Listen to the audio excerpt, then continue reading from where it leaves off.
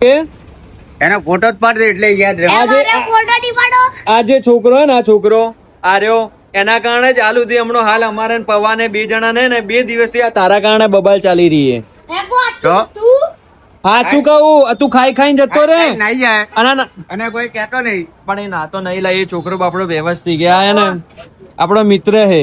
પણ એરો શું હે ને, એના જેવા હે ને, એના જેવા કેટલા જણા લાગે ખબર હે? પેલો બી એના જેવો જ લાગે, ખબર હે? કાલ તું કહેતો પેલો એના જેવો. પછી પેલા દિનાન છોકરો બી એના જેવો લાગે. અલ્લા કયો રમલો? આઈ તો રમલો મત કર. કયો રમલો કે?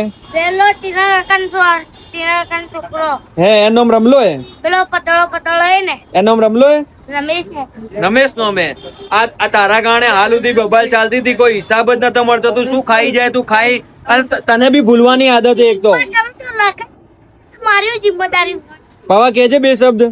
રોજ હું કહું અને તને રોજ યાદ કરું તો તું ભૂલી જાય કે કાલ આ ખાધું તું, પરમ દાડે આમ ખાધું અને આ ખાધું.